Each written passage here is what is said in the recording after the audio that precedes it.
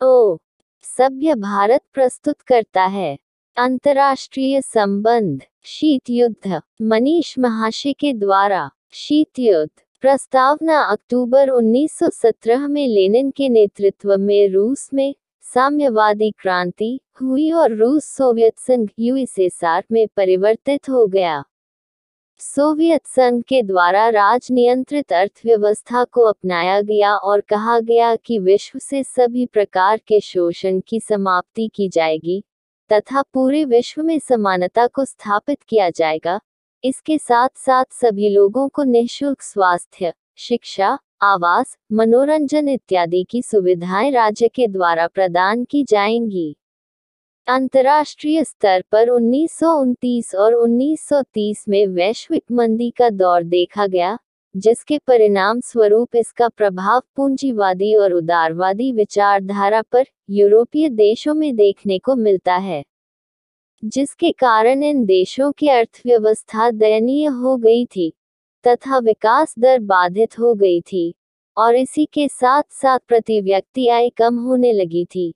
किंतु इस आर्थिक मंदी का सोवियत संघ पर और उसकी विचारधारा पर किसी भी प्रकार का नकारात्मक प्रभाव नहीं पड़ता है, जिसके कारण सोवियत संघ की विचारधारा का धीरे धीरे प्रसार और विश्वसनीयता बढ़ने लगी थी। आर्थिक मंदी के लगभग एक दशक बाद 1939 ईस्वी में द्वितीय महायुद्ध का प्रारंभ हो जाता है, जहां एक तरफ मित्र राष्ट्र अमेरिका, ब्रिटेन, फ्रांस, सोवियत संघ इत्यादि देश हैं, तो वहीं दूसरी ओर जर्मनी, जापान और इटली जैसे देश थे।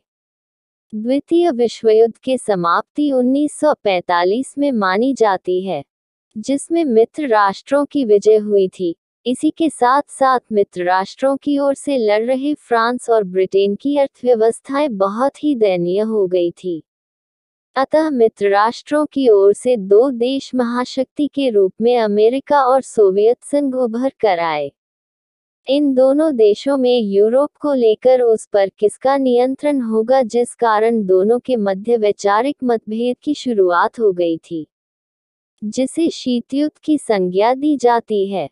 शीत युद्ध का अर्थ दो महाशक्तियों के मध्य में विचारधाराओं के द्वारा लड़ा जाने वाला युद्ध, जिसमें एक तरफ पूंजीवाद और दूसरी तरफ साम्यवाद था। यह दो महाशक्तियों के बीच का युद्ध था, जिसमें पूरा विश्व दो भागों में बटा हुआ था। यह वैचारिक युद्ध कम था, किंतु दो महाशक्तियों के मध्य का युद्ध था, जिसमें दोनों महाशक्ति अपना अपना प्रभाव विश्व पर बढ़ाना चाहती थी। विचारधारा तो उनके हितों का साधन मात्र था। शीत युद्ध एक मनोवैज्ञानिक युद्ध था, जिसमें युद्ध की संभावना बनी हुई थी, किंतु वास्तविक युद्ध नहीं होता था। शीत युद्ध के विकास का पहला चरण शीत युद्ध का पहला चरण 1945 से 1962 तक का माना जाता है और इस दौर में अमेरिका और सोवियत संघ एक दूसरे को पीछे करने की रणनीतियों का निर्माण कर रहे थे।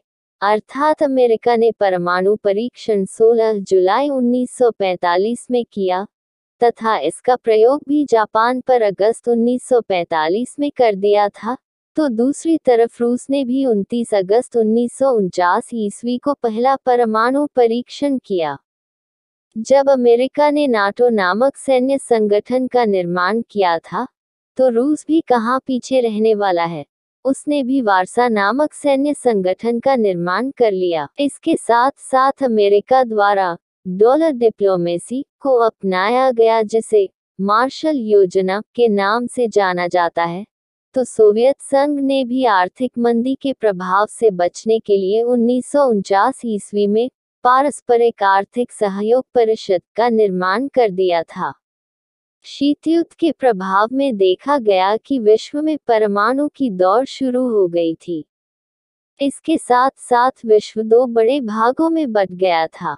1961 में गुटनिरपेक्ष आंदोलन की नींव पड़ी थी, जिसका नेतृत्व भारत ने किया था। इसके साथ साथ शीत युद्ध के प्रथम चरण में देखा गया कि संयुक्त राष्ट्र संघ का अवमूल्यन, शांति और विकास का अवमूल्यन देखने को मिलता है।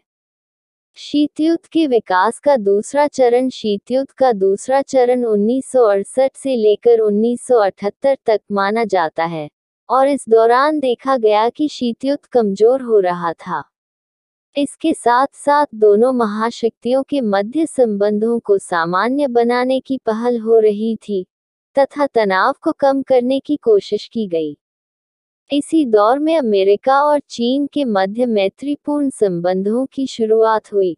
पूर्वी और पश्चिमी यूरोप में तनाव में कमी आई, और इस चरण में देखा गया कि अमेरिका तथा सोवियत संघ के मध्य हॉटलाइन की शुरुआत हुई, और दोनों महाशक्तियों के द्वारा हथियारों की कटौती पर समझौते हुए तथा परमाणु हथियारों के अप्रसार का समझौता हुआ। शीतयुद्ध के विकास का तीसरा चरण 1979-1990 शीतयुद्ध के तीसरे चरण को नवशीतयुद्ध का काल कहा जाता है, और इसकी शुरुआत सोवियत संघ के द्वारा अफगानिस्तान में सैन्य हस्तक्षेप से मानी जाती है। इसका अभिप्राय यह है कि पुराना शीतयुद्ध विचारधाराओं के मध्य था, जबकि नया शीतयुद्ध दो महाशक्तियों के मध्य था। सोवियत संघ की सत्ता में 1985 में मिखाइल गोर्बाचोव के द्वारा दो प्रकार की नीतियों पर बल दिया जाता है। पहला यह था कि एक दलीय प्रणाली में सुधार, और दूसरा यह था कि समूची अर्थव्यवस्था पर पहले जो राज्य का नियंत्रण था उसे सीमित किया गया तथा पहली बार प्रत्यक्ष विदेशी निवेश को आज़ादी दी गई। इसके साथ साथ निजी कंपनियों को भी निजी उद्योगों की स्थापना का अधिकार दिया गया। सोवियत संघ के विघटन का आर्थिक कारण सोवियत संघ के विघटन का मुख्य कारण आर्थिक कारण को माना जा सकता है, और इसका अभिप्राय यह है कि सोवियत संघ में बड़े बड़े हथियारों के निर्माण पर बल दिया, बड़े बड़े उद्योगों की स्थापना पर बल दिया, जिसके कारण इसकी अर्थव्यवस्था तेल और गैस के निर्यात पर निर्भर हो गई, और इसी के साथ साथ सोवियत संघ के उद्योगों में आधुनिकीकरण का अभाव बना रहा। सोवियत संघ के विघटन का नैतिक कारण सोवियत संघ के द्वारा राजनियंत्रित अर्थव्यवस्था को अपनाया गया था, और इसी के साथ साथ सभी नागरिकों को निःशुल्क शिक्षा, स्वास्थ्य, आवास जैसी आवश्यकताओं को उपलब्ध कराया जा रहा था। ज्ञातव्य है कि सोवियत संघ के द्वारा लोगों को उनकी योग्यता के अनुसार कार्य दिया जा रहा था, और आवश्यकता के अनुसार वेतन दिया जा रहा था। इसके परिणाम स्वरूप सोवियत संघ में विलासितापूर्ण समाज का निर्माण हो गया, और सोवियत संघ की राजकोषीय घाटा धीरे धीरे बढ़ता चला गया। सोवियत संघ के विघटन का राजनीतिक कारण सोवियत संघ का नेतृत्व भी अलग अलग दृष्टिकोण से संचालित किया जा रहा था। स्टालिन सतर्वया, खुश्चेव नर्म व्यवहार तथा मिखाइल गोर्बाचोव का उदार व्यक्तित्व भी शामिल था। अर्थात जब राज्य में नेतृत्व अलग अलग विचारधारा से संचालित होने लगा तो यह भी उसके नेतृत्व पर नकारात्मक प्रभाव डाला।